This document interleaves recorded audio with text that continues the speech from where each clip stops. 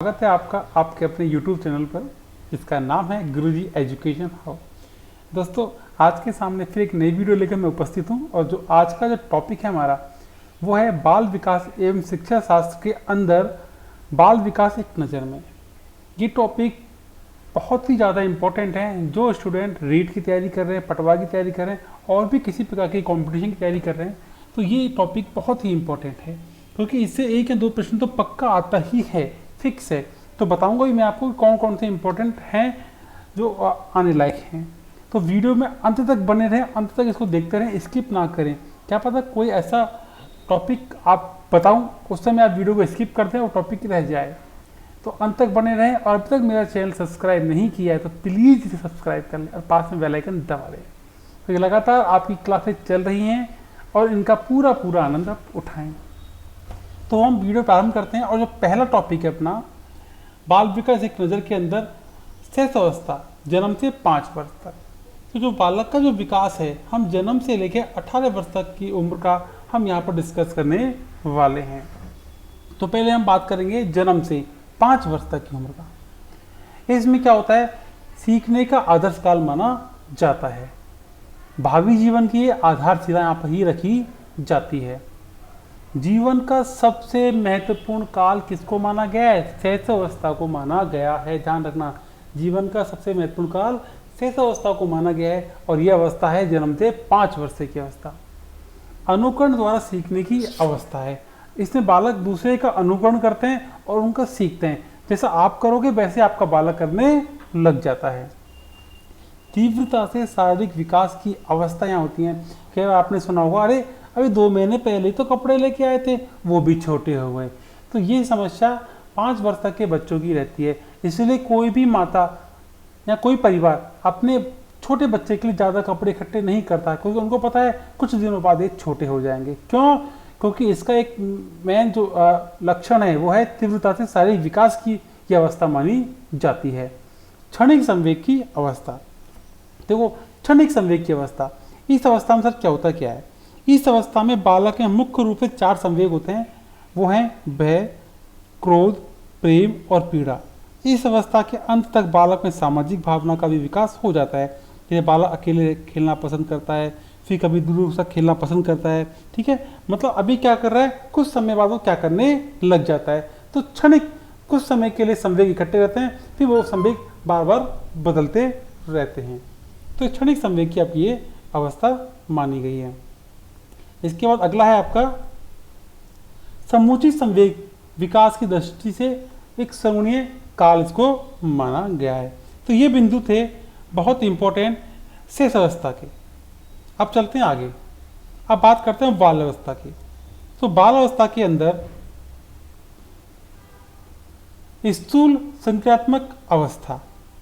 इस अवस्था में बालक स्वकेंद्रीय व स्वार्थी न होकर दूसरों के संपर्क से ज्ञान अर्जित करता है। अब वह खेल, अनुकरण, चित्र निर्माण तथा भाषा के माध्यम से वस्तुओं के संबंध में अपनी जानकारी अधिकाधिक बढ़ाता रहता है। इस अवस्था के अंतर्गत इसका अर्थ है अगला है आपका अनोखा काल। ये जो काल होगा बच्चों के बहुत ही अनोखा होता है। निर्माण काल भी होता है। भावी जीवन की सफलता व असफलता की नींव इसी काल पे निर्भर होती है। प्रारंभिक विद्यालय की आयु होती है, क्योंकि 5 वर्ष का बालक पढ़ने बैठ जाता है तो 6ठे वर्ष में तक उसकी पढ़ाई चलती रहती है। तो प्रारंभिक जो विद्यालय की आयु है वो मानी जाती है। हालांकि आजकल तो बालक को 2-2.5 साल का ही बैठाने लग जाते हैं, बट वो प्ले ग्रुप में बैठता है, बच्चा खेलना सीखता है, पर वास्तव में उसका जो नींव है सीखने वाली की नींव विद्यालय के अंदर वो 6 से वर्ष से स्टार्ट हो जाती है। इसके बाद है आपकी वैचारिक क्रिया की अवस्था मानी गई है। टोली, दल, समूह की आयु। बच्चा इसमें टोली बनाकर, दल बनाकर, ग्रुप बनाकर खेलने लग जाते हैं। इसके अंदर खेल की आयु, बच्चा खेलना लग जाता है, खेलना सीख जाता है, तो खेल की आयु 6 से 12 वर्ष को कहा गया है। बाल अवस्था को खेल की आयु कहा गया है। प्रतिद्वंद्वात्मक सामाजिकरण का काल है। बच्चे मतलब इसके अंदर बहुत जल्दी दूसरे के को अपना प्रतिद्वंदित मान लेते हैं, है ना। मूर्त चिंतन की अवस्था बहुत ही प्यारा टॉपिक है। मूर्त चिंतन की अवस्था।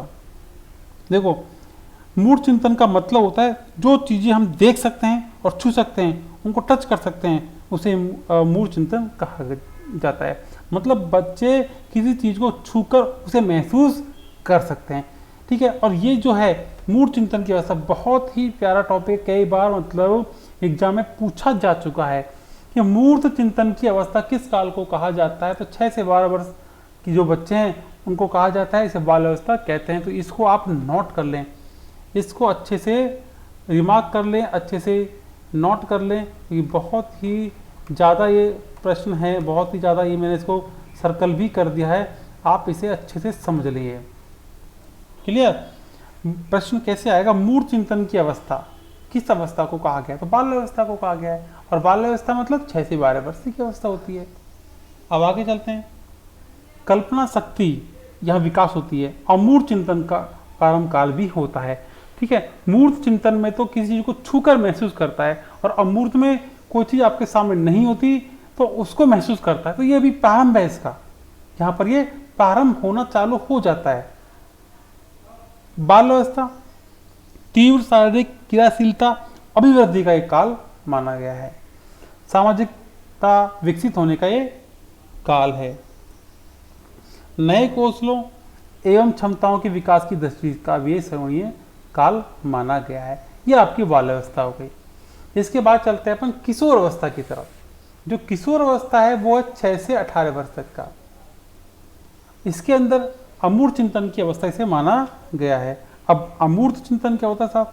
अमूर्त चिंतन के बारे में कुछ पहले मैंने बताया कि इसका प्रारंभ तो बाल अवस्था में हो जाता है, परंतु अमूर्त चिंतन की अवस्था को प्रॉपर तरीके से किशोर अवस्था को माना गया है, जो 13 से लेकर 18 वर्ष तक की होती है।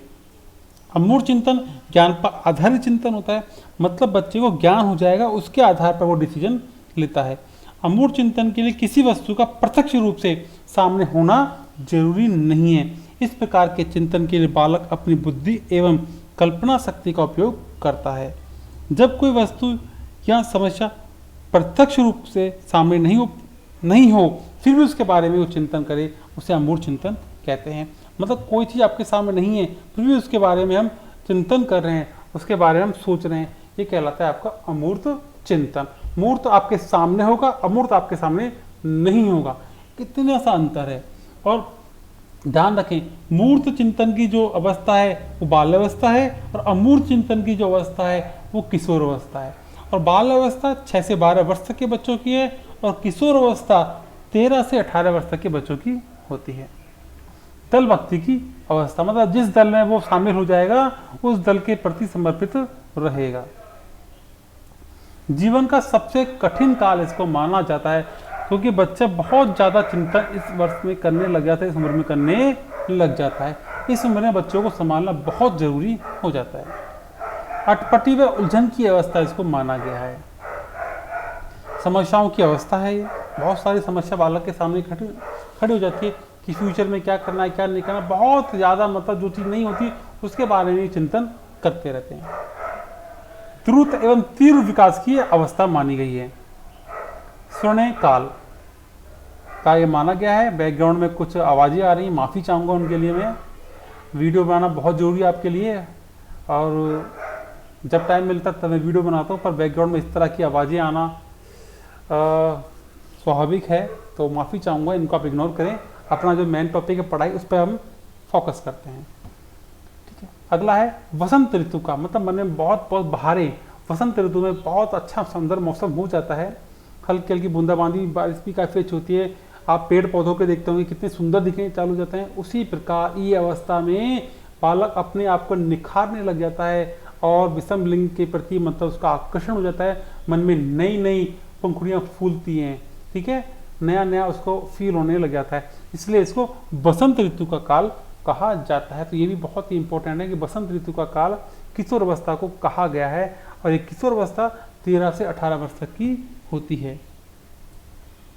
सामाजिक स्वीकृति की ये अवस्था मानी गई है। व्यक्तिगत एवं घनिष्ठ मित्रता की ये अवस्था है। प्रबल दबाव एवं तनाव की भी अवस्था है। बहुत दबाव बच्चों में आ जाता है, पढ़ाई का बहुत सारा बोझ इस अवस्था में बच्चों के ऊपर आ जाता है। संवेगात्मक परिवर्तन की अवस्था है। आत्मसम्मान व आत्म स्वीकृति की अवस्था है। बच्चों में आत्मसम्मान की भावना बहुत पहले, मतलब बच्चों को आप डांटोगे तो बच्चा आपका सामना करने लग जाता है। कई बार बच्चे को अपनी इंसल्ट फील होने लग जाती है, तो इसमें आत्मसम्मान की भावना बच्चे में बहुत ज़्यादा पैदा हो जाती है। तार्किक चिंतन की अवस्था, संघर्ष और तूफान की अवस्था, बहुत ही प्यारा टॉपिक है संघर्ष और तूफान की अवस्था। इसको भी आप नोट कर लें, इसको आप पक्का नोट कर लें, बहुत ही इम्पोर्टेंट है ये।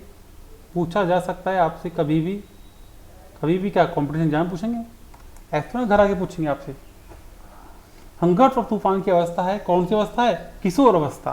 संघर्ष और तूफान की अवस्था किशोर अवस्था है।